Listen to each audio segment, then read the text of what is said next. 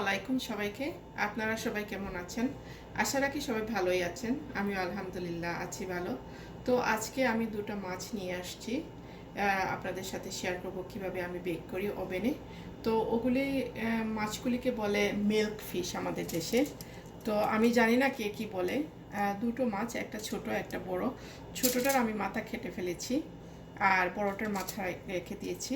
তো আমি এগুলি আর চিড়চিড়ে এভাবে দেই নাই, কারণ আমি একদম পেট আস্ত এতটুকু পর্যন্ত কেটে ফেলেছি। দেখেন, এরকম আস্তই আমি পরিষ্কার করে রেখে দিয়েছি। তো এখন আমি প্রথমেই কি করব আপনাদের সাথে দেখাবো। আমি এক চামচ লবণ আর এক চামচ গোলমরিচের গুঁড়া এটার সাথে মেখে দিব। তারপর আমি কি কি ইনগ্রিডিয়েন্টস দিব আপনাদের সাথে শেয়ার করব, আপনারা দেখতেই থাকুন। এরকম মাছ বেক করলে আমার বাচ্চারা খেতে পছন্দ করে, আদারওয়াইজ ওরা অন্যরকম রান্না করলে খেতে চায় না। তো বেকটা করলে বলে মামি আমাকে মাছ বেক করে দাও। তো এরকম করলে খায় ওরা। আপনারাও ট্রাই করতে পারেন বাসায়। এরকম আমি রেখে দিব 2-3 মিনিট মেখে। তারপর আমি বাকি কি কি মশলা দিব আপনাদের সাথে শেয়ার করব। আমি রেডি করতেছি ওগুলি, আপনার আমার সাথেই থাকুন। তো দেখুন আমি কি কি মশলা অ্যাড করব। এখানে দেখেন আস্ত একটা পেঁয়াজ আমি কেটে রেখেছি। পেঁয়াজটা বড় বড় করে রেখেছি কেটে, বিকজ এটা আমি ব্লেন্ড করব। এখানে 10-12টা কাঁচামরিচ আস্ত রেখেছি। এখানে সেম অ্যামাউন্ট 10-12টা আস্ত রসুনের খোসা রেখেছি। এগুলি দেখতে পাচ্ছেন আমার গার্ডেনের ধনেপাতা ফুল চলে আসছে। এগুলি দিলে অসুবিধা না, সুন্দর আরও গন্ধ আসবে।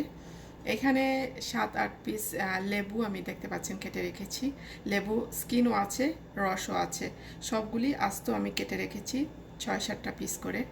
আর এখানে দেখতে পাচ্ছেন পেঁয়াজের পাতা। তো আমি একটা জিনিস আপনাদের সাথে শেয়ার করব।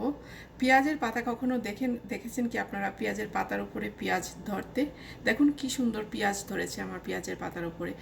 আসলে পেঁয়াজ আমি সবসময় দেখেছি মাটিতে হয়, আর আমার গার্ডেনে পেঁয়াজের পাতার উপরে পেঁয়াজ হয়। দেখুন কি সুন্দর পেঁয়াজ হয়েছে, দেখুন পেঁয়াজগুলি কি সুন্দর।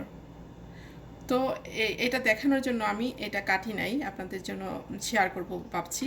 এই যে দেখুন কীরকম পেঁয়াজ কতটা ধরেছে একটা পেঁয়াজের আগায়। তো এগুলি আমি ছোট ছোট করে, পেঁয়াজের পাতা এগুলি আমি ছোট ছোট করে সবগুলি একসাথে আমি ব্লেন্ডারে দিয়ে দিব। তো দেখুন, দেখতেই থাকুন আমি কিভাবে এটা বেক করি। তো এখন দেখতেই পাচ্ছেন আমি সবগুলি উপকরণ ব্লেন্ডারের ভিতরে দিয়ে দিয়েছি। আর অ্যাড করেছি 1 চামচ পাপরিকা, আর 4 চামচ অলিভ অয়েল, আর হাফ চামচ লবণ। লবণ আমি অলরেডি মাছের মধ্যে দিয়ে দিয়েছি। পেপার আর লবণ দেখেছেন আপনারা আমি কীরকম মাখিয়েছি। আর এখন দিয়েছি লবণ শুধু ওই সবগুলির সাথে মেশানোর জন্য হাফ চামচ লবণ দিয়েছি। তো সবগুলি উপকরণ আমি এখন ব্লেন্ড করে ফেলবো। দেখুন, তো এই যে দেখুন আমি সবগুলি একসাথে ব্লেন্ড করে ফেলেছি। দেখতে কি সুন্দর হয়েছে দেখুন, পেস্টটা খুব সুন্দর লাগতেছে দেখতে।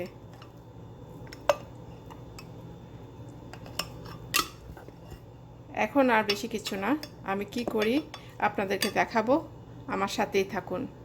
তো এখন দেখুন আমি সবগুলি মশলা মাছের উপরে দিয়ে দিতেছি।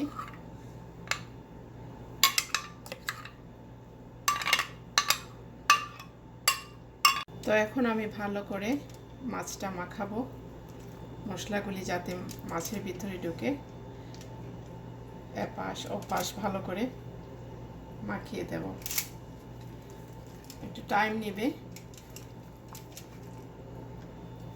এই যে দেখেন আমি কিভাবে কাটা জায়গায়। তো আমার আর মশলার চিন্তা করতে হবে না মাছের ভিতরে ঢুকেছে কিনা, অলরেডি আমি ঢুকিয়ে দিয়েছি।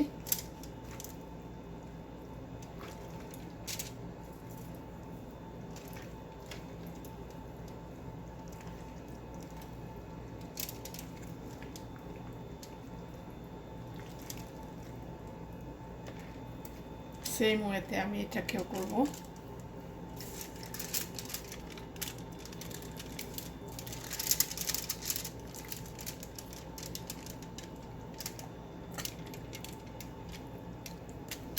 এইভাবে আপনারা মাছের ভিতরে ঢুকিয়ে দিবেন মশলা। মশলাটার ফ্লেভার খুব সুন্দর হয়েছে। মনে হচ্ছে এখনই খাই।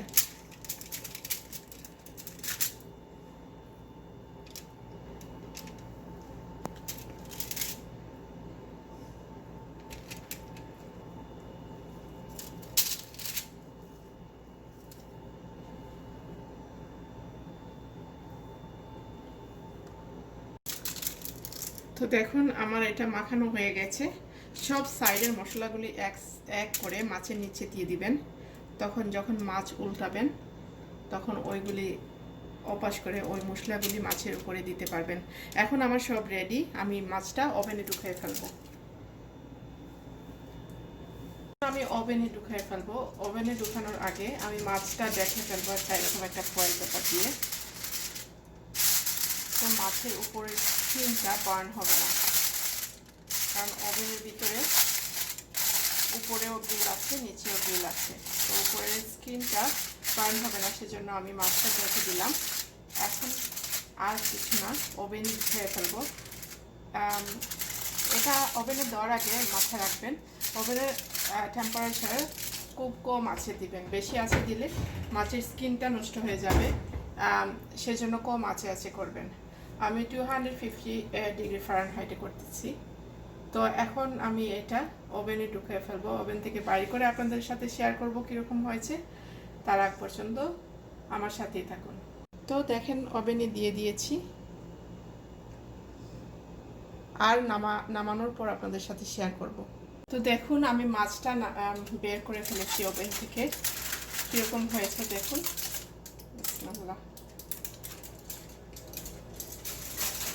টাইম লেগেছে অনেকক্ষণ, কারণ আমি কম টেম্পারেচারে দিয়েছিলাম। কখন বুঝবেন হয়ে গেছে, এরকম ফোর্ক দিয়ে একটা এরকম করলেই দেখবেন তেল বাইরে হইতেছে মাছ থেকে, তখন বুঝবে মাছটা হয়ে গেছে।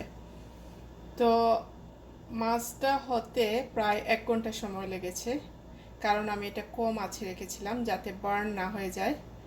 তো দেখুন কীরকম হয়েছে আমার মাছের মশলাগুলি সাইডে দিয়ে আর উপরের এগুলি। এটা আমি কেটে ফেলবো, এখন পিস পিস করে ফেলবো একটাকে, আপনাদেরকে দেখাচ্ছি। দেখুন কীরকম হয়। আমি একটু মশলা ছেঁকে দেখেছিলাম, মাশাআল্লাহ খুব বেশি টেস্ট হয়েছে। এখন আমি এটা পিস করে ফেলবো। মাছ থেকে প্রচুর তেল বাইর হইতেছে, আপনারা দেখুন।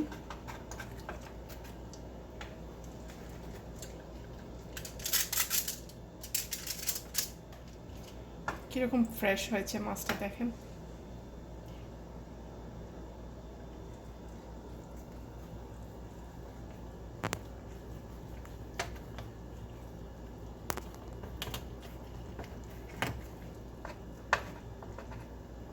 এই যে দেখেন মাছ। তো আলহামদুলিল্লাহ খেতেও অনেক টেস্ট হয়েছে। আপনাদের যদি ভালো লেগে থাকে তাহলে ট্রাই করে দেখবেন আমার রেসিপিটা, আর জানাবেন আমাকে কীরকম হয়েছে খেয়ে।